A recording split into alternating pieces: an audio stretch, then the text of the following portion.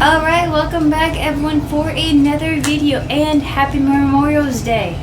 So for Memorial's Day, obviously I'm doing my Bible study today, but for Memorial's Day, we had actually bought two big wooden flags to put up on our walls from an actual veteran that we bought last week. One of them was a 1776 flag, or it had a logo of 1776 on it, and it had the actual 1776 flag. And hopefully you guys know the meaning of that, because I really don't want to go and explain that. The other one we got was an Air Force veteran flag, mainly because my mom was an ex-veteran and she was in the Air Force. So we're going to put the Air Force flag out by the front door along with the American flag that my mom has for when she passed away. Those are going to be out near the front door, and then the 1776 flag is going to be out in the living room below the Katana's shelf. So yeah, there's that. Oh, and just in case you guys are wondering, for my mom's birthday, I did get my nails done for her birthday. A couple of years before she passed away, we got manicures and pedicures. So for her birthday, I got manicures, and as you can see, I got my toes done as well. I don't normally have nails, but because, like I said, it was her birthday, I wanted to do something special, and like I said, on top of it too, my nails weren't growing as fast as I wanted them to. Actually, they kept chipping. So I'm pretty sure this is going to be the only way for me to get actual nails now, as I have to get artificial ones, because my nails just keep chipping and breaking, and they won't grow out, and I don't know why. And I've tried everything. I've tried vitamins. I've tried this chemical combination like honey and that kind of stuff, and just soak my finger like that. I don't know why they won't grow. So there's this. Anyways, so today we are going. Oops, that's my Bible. So like I said, we are going into Genesis 29. And I do have quite a bit of notes. So note, the page is not glued down right now. It's because I have the backside completely available, and I'm hoping when I go into Genesis 30, I might have more notes that can go onto the backside of this, and then can just get glued in all together instead of having to stick them on when it's already glued into the book itself. Alright, so I do have a reflection for when it comes to 29. So I'm going to read the chapter all the way through, and then I'm going to read the reflection, and then I'm going to go into my notes and reviewing the actual chapter. And then, of course, this coming Thursday, I have the video of paganism to Christianity and how it affected my life. Now, before I get into the actual thing, just bringing up Thursday kind of reminded me of the fact that I did not get to do a Thursday video last week. Now, the reason why I didn't do that is because it was supposed to be cartoons with Nick, my son. And unfortunately, I did try recording several times. Oh my gosh, I don't know how many times. My trash box was almost, ridiculous, it's an outrage, but it wasn't outright full, but it was pretty much full of like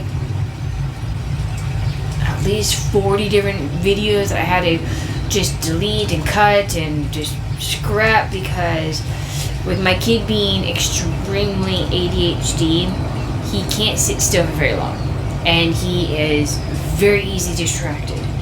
I was trying to do the video with him. I was trying to get him to watch cartoons. I was trying to get him to sit down with me and talk to the camera and tell me his favorite cartoons, and it just did not work. I kept getting frustrated, so I just kind of said, screw it. We're going to wait till you're older and I will redo this video another day, and I will personally just tell you guys what kind of cartoons he likes, and how I did kind of determine what kind of cartoons he likes. I was really not meaning to miss a day. Okay, I was really trying, but unfortunately, he doesn't sit still long enough to watch a cartoon all the way through. He plays with his toys a little too loud. So even if I did have the microphone on, you're just gonna basically hear the toys rattling. Trying to talk over him will make it just seem like I'm yelling at you guys. He kept asking me questions or trying to be like right up in the right up in the camera. Or he tried messing with the microphone. Or obviously you guys know we have cats, so he would constantly try and pick up Dauntless. Or he would try and mess with Lucy, or he would try and pet Bagheera. It was one thing after another, and 2 days ago, 2 days before the day that it was supposed to be recorded, I just kind of gave up, really. I still tried Thursday morning to record a video with him, because he has school. He didn't go to school Thursday because he has his therapist appointments on Thursday. So I tried recording one last time on Thursday to record a video of watching cartoons with him, or just getting him to tell me what kind of cartoons he likes. And he knows what cartoons he likes. He just couldn't tell me what they were. I don't think he understood what I was asking. So it was a little frustrating. I did not get to do it, and I didn't want to do a different video because that's what my schedule says, and right now I'm trying to go by that schedule and not really think about last minute videos. Okay, that's the reason why I did my event calendar. So I will do another video in the future of cartoons with Nick, or not really cartoons with him, but I'm going to basically tell you guys, like I said, what cartoons he does like, and how I determine whether or not that cartoon is appropriate for him to watch, or even not even a cartoon, like even just a show, or whether or not I'm okay with him watching it. But like I said, that would be for future events. Today after this video, I gotta start juggling around what videos I'm gonna be doing in the future, then for the next month. I gotta write those up. So anyway, let's go ahead and dive right into 29, and let's go ahead and do that because we're burning time. All right, so this is going into Jacob marries Leah and Rachel, and just so you know, once again, I'm going to tell you guys I am reading from the ESV version. If you're reading from something else other than the ESV version, it's going to sound a little differently. Okay. All right, I'm going to turn this down a little bit because I got ambience on in the background here. Alright. It says, then Jacob went on his journey and came to the land of the people of the east. As he looked, he saw a well in the field, and behold, 3 flocks of sheep lying beside it. For out of that well the flocks were watered. The stone on the well's mouth was large, and when all the flocks were gathered there, the shepherds would roll the stone from the mouth of the well and water the sheep, and put the stone back on in its place over the mouth of the well. Jacob said to them, my brothers, where do you come from? They said, we are from Haran. He said to them, do you know Laban, the son of Nahor? They said, we know him. He said to them, is it well with him? They said, it is well. And see, Rachel his daughter is coming from the sheep, or coming with the sheep. He said, behold, it is still high day. It is not time for the livestock to be gathered together. Water the sheep and go and pasture them. But they said, we cannot until all the flocks are gathered together and the stone is rolled from the mouth of the well. Then we water the sheep. While he was still speaking with them, Rachel came with her father's sheep, for she was a shepherdess. Now as soon as soon as Jacob saw Rachel, the daughter of Laban, his mother's brother, and the sheep of Laban, his mother's brother, Jacob came near and rolled a stone from the well's mouth and watched the flock of Laban, his mother's brother. Then Jacob kissed Rachel and wept aloud. And Jacob told Rachel that he was her father's kinsman and that he was Rebekah's son, and she ran and told her father. As soon as Laban heard the news about Jacob, his sister's son, he ran to meet him and embraced him and kissed him and brought him to his house. Jacob told Laban all these things, and Laban said to him, "Surely you are my bone and my flesh," and he stayed with him a month. Then Laban said to Jacob, "Because you are my kinsman, should you therefore serve me for nothing? Tell me, what shall your wages be?" Now Laban had 2 daughters. The name of the older was Leah, and the name of the younger was Rachel. Leah's eyes were weak, but Rachel was beautiful in form and appearance. Jacob loved Rachel, and he said, "I will serve you 7 years for your younger daughter Rachel." Laban said, "It is better that I give her to you than I should give her to any other man. Stay with me." So Jacob served 7 years for Rachel, and they seemed to him but a few days because of the love he had for her. Then Jacob said to Laban, "Give me my wife, that I may go to her, for my time is completed." So Laban gathered together all the people of the place and made a feast. But in the evening he took his daughter Leah and brought her to Jacob, and he went into her. Laban gave his female servant Zilpah to his daughter Leah to be her servant. And in the morning, behold, it was Leah. And Jacob said to Laban, "What is this you have done to me? Did I not serve with you for Rachel? Why then have you deceived me?" Laban said, "It is not so done in our country to give the younger before the firstborn. Complete the week of this one, and we will give you the other one also in return for serving me another 7 years." Jacob did so and completed her week. Then Laban gave him his daughter Rachel to be his wife. Laban gave his female servant Bilhah to his daughter Rachel to be her servant. So Jacob went in to Rachel also, and he loved Rachel more than Leah, and served Laban for another 7 years. When the Lord saw that Leah was hated, he opened her womb, but Rachel was barren. And Leah conceived and bore a son, and she called his name Reuben, for she said, "Because the Lord has looked upon my affliction," there you go, "for now my husband will love me." She conceived again and bore a son, and said, "Because the Lord has heard that I am hated, he has given me this son also." And she called his name Simeon. Again she also conceived and bore a son, and said, "Now this time my husband will be attached to me, because I have borne him 3 sons." Therefore his name was called Levi. And she conceived again and bore a son, and said, "This time I will praise the Lord." Therefore she called his name Judah. Then she ceased bearing. Alright, now I'm going to go ahead, like I said, I finished the chapter.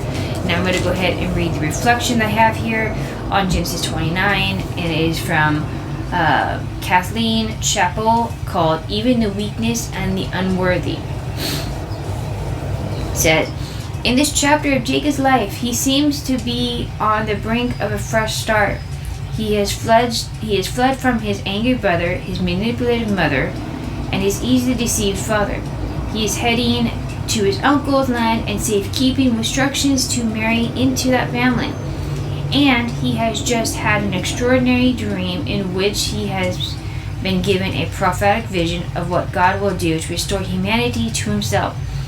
He will provide a way for sinful people to be admitted once again into the presence of a holy God. He will provide the ladder between earth and heaven. Jacob must have felt encouraged. In this dream, God actually said to him, "Behold, I am with you, and I will keep you wherever you go." But Jacob's past deceitfulness and selfishness must also have threatened to haunt him. Jacob is such an unlikely hero, a liar, a coward, and a cheat. As the story progresses, it is clear that not all that happens is as Jacob would have hoped He worked for years to win the hand of the woman he loved, only to find that he was also been duped. The deceiver gets deceived. And the following chapters reveal ongoing lies, deception, and trickery. Still, God will continue to use this broken man and his family to bring about an eternal plan of salvation and restoration. What can we learn from this story? In the revealed history of his redemptive plan, God used Jacob to teach us that even the weakest and most unworthy are not beyond his mercy. I too am weak and unworthy. The scriptures tell me that even my past efforts are like a polluted garment. Isaiah 64:6. There is no earthly reason that God should love me, and yet he does, even sending his own son to suffer and die in my place. The story of Jacob is not only a story about one of the patriarchs in the Bible, it is a story of how God walks with his people as they stumble and wander from his way, make mistakes, choose badly, and sin greatly. Yet he still walks with us. He still loves his broken, sinful people. He still works his amazing providence through his fallen creatures. And the conclusion of this story has already been written. God has made a way for us to get to him. There's that. I actually really like that one. Alright. So we're going to go into the notes of chapter 29. Okay, so obviously, like I said, if you guys watch my previous videos,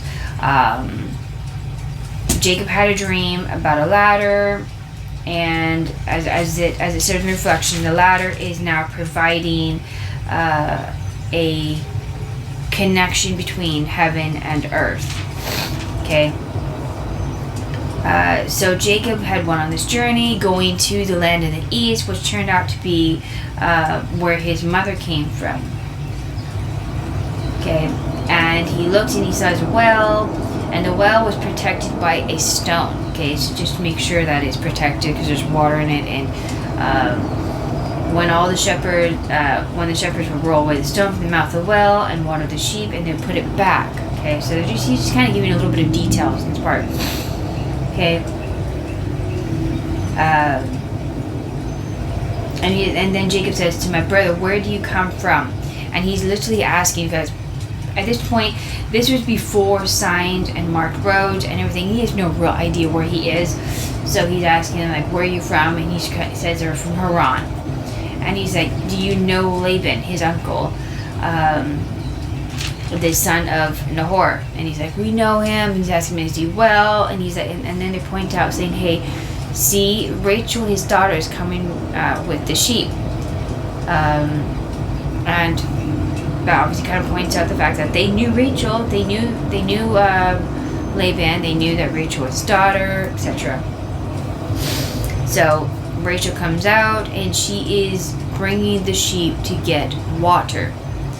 And he says, "We cannot until all the flocks are gathered together and the stones rolled away from the mouth of the well, and then the water the sheep." Okay, so Jacob wanted them to leave so he can talk to Rachel, which is why he says, "Behold, it's still high day. It is not time.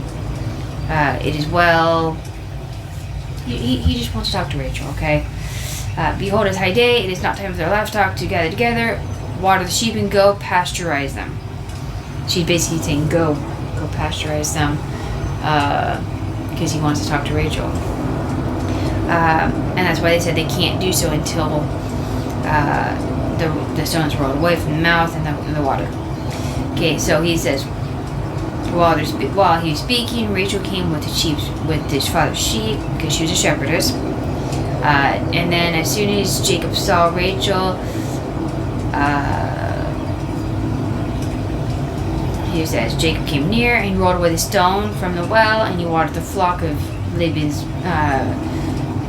sheep. And at this point, he's basically trying to show off for Rachel. He's trying to kind of impress her.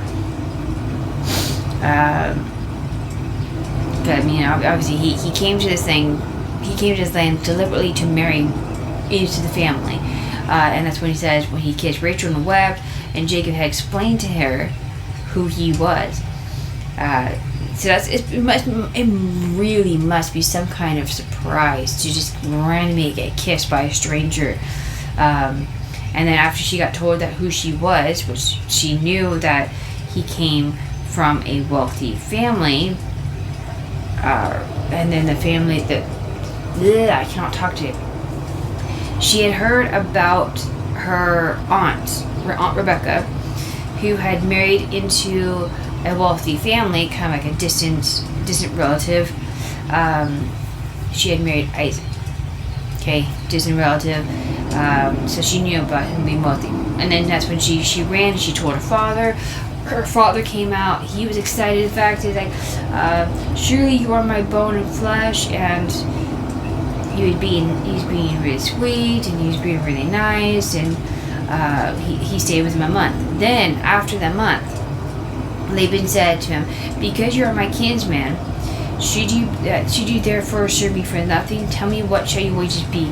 Now, that does kind of sound like a nice gesture, but it's not actually nice.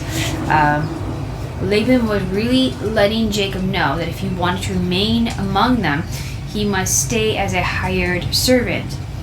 So yes, he was from a wealthy family, but he wasn't lazy. Okay? He wasn't lazy, that's the point.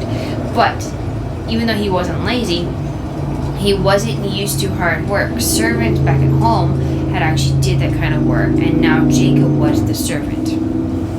Okay? So he had two daughters, Leah and Rachel. Now there's kind of a torn argument about what this one verse means. When it says Leah's eyes were weak, it can either mean that her eyesight was bad and she couldn't see well, or they were dull and not as bright as Rachel's, or like not as beautiful. Okay, because then it goes to say, but Rachel was beautiful in form and appearance. So my thinking is, it's probably saying that her eyes were dull, just not as pretty. Because, like I said, it goes into the fact saying that Rachel was beautiful. I mean, if her eyes were dull, why, she couldn't see very well, why then would it be compared to Rachel's beauty? So my thinking is, it's probably referring to the fact that her eyes weren't as pretty, or at least in his opinion.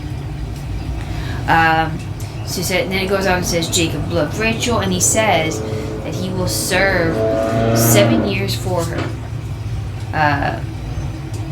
So he loved Rachel, okay?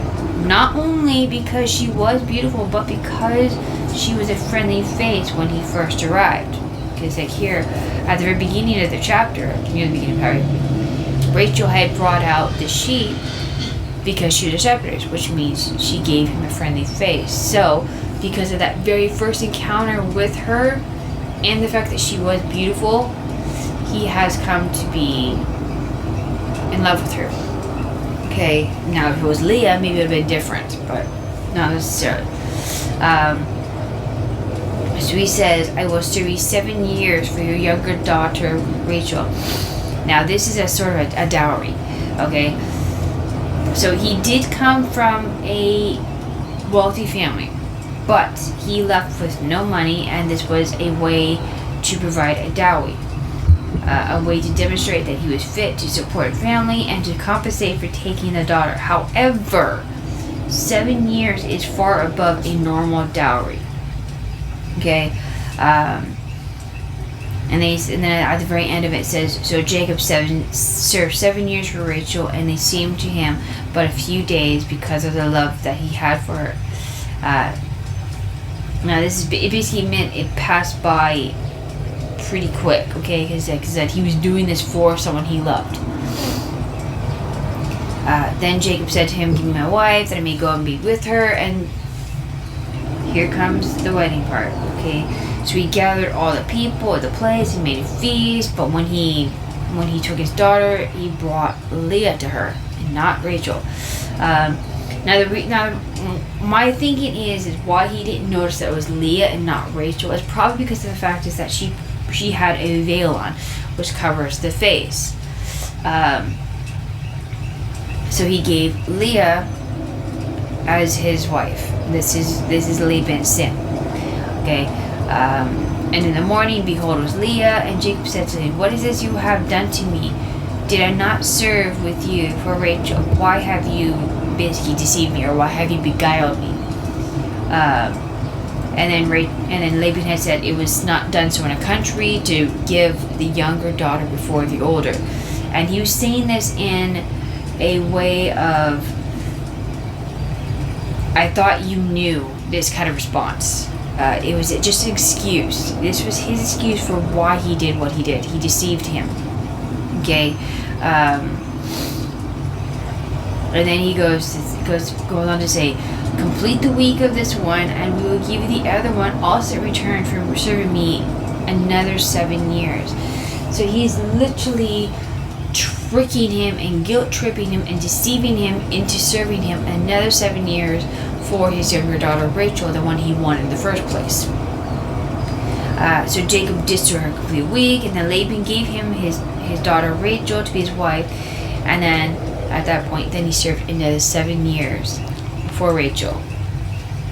Okay, so he got exactly what he wanted. He got both his daughters married. So at this point, you can really see the perfect picture of what kind of person Laban is. He is a deceptive manipulator. He got what he wanted. Both his daughters are married, but this would actually turn out to be very badly for both him and his daughters. And as you go into the next part, you can kind of see why it turned out badly for them. So it says, "When the Lord saw that Leah was hated, he opened her womb, but when Rachel was barren, and Leah had conceived at least 4 kids for Jacob before the end of the chapter." Okay.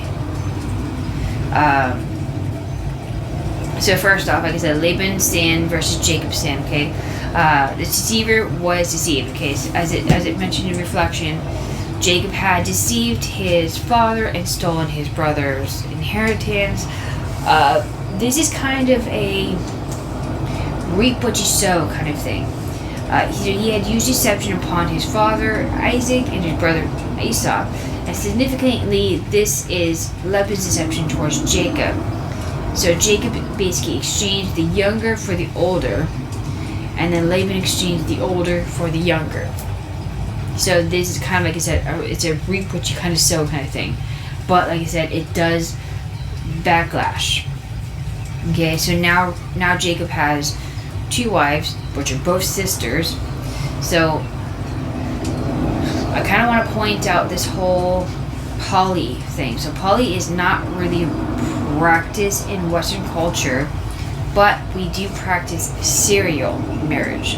Okay, now polygamy, or however you say it, is kind of compared to I don't know, mass murder. Basically, I think that was what I was saying. Because mass murder is where it's like a mass marriage. You married all at once. Mass murder is where you kill everyone all at once. I can't believe I'm comparing this to murder. But it's the easiest way I can think of doing too, especially since, like I said, Blue Letter Bible, that's who I found it. Blue Letter Bible is the one who compared it to mass murder, because I use Blue Letter Bible to really help me explain these things.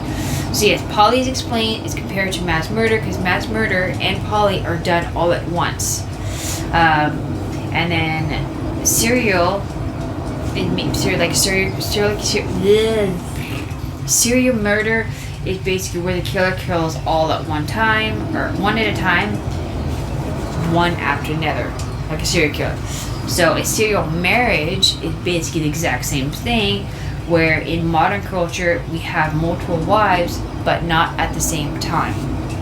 So like, you get married one time, you divorce, you get married again, you get divorced, you get married again. That is how our culture is nowadays, and that is how it's being compared to right now. Okay. So right now, this is a poly relationship. Not very common. Alright.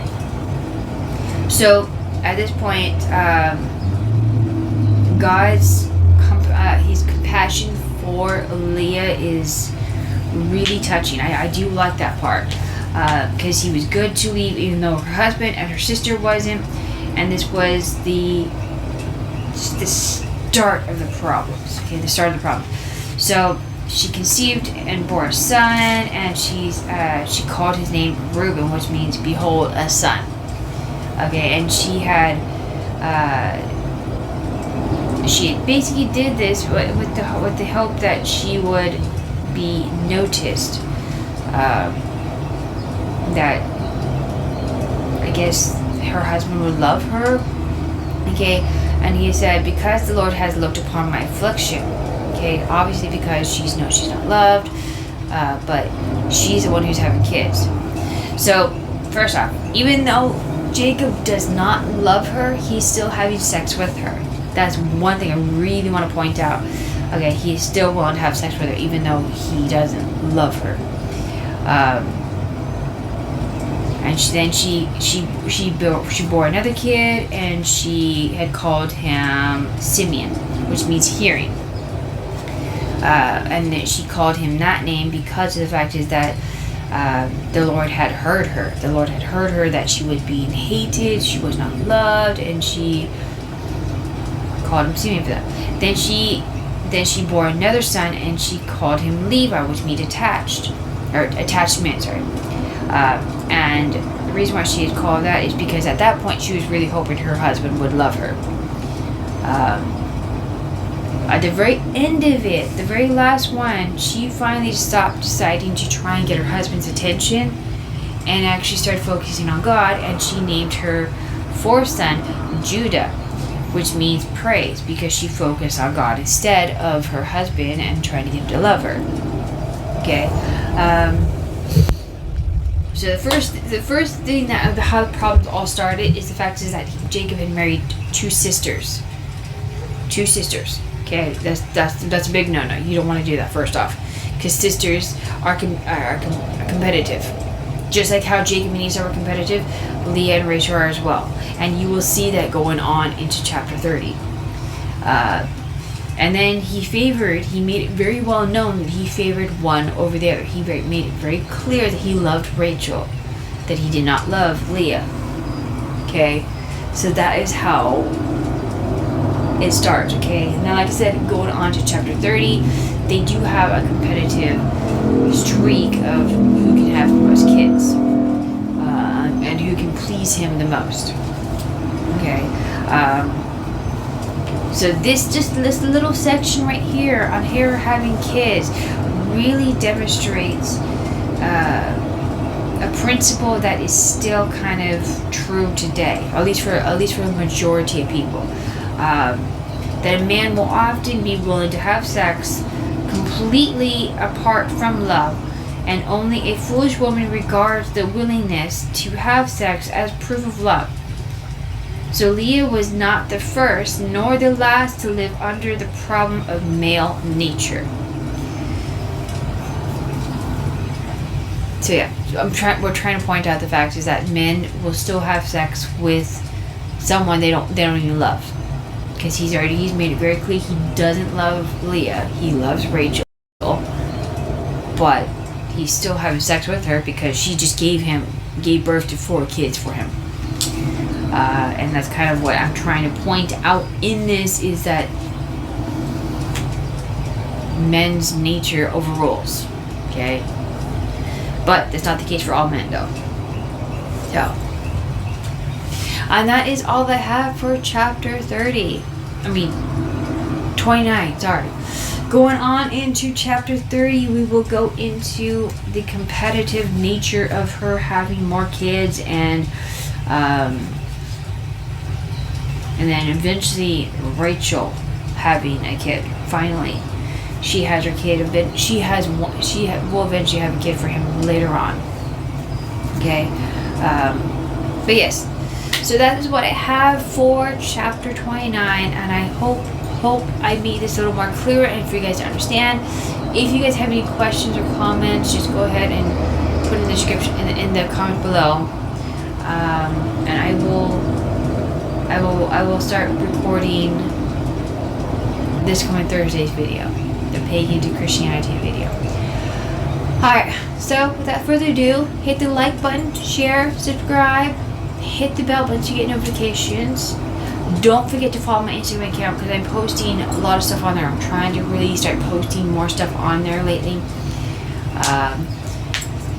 And I'm going to be posting, like I said, my Bible notes on there. I'm going to be posting Bible verses on there, photography, anything, everything on there. Okay, that's just kind of my drop it all Instagram account. So go check it out. Go follow me because, like I said, it is private. You have to be following me in order to see my content. And I will see you guys in the next video. Bye, guys.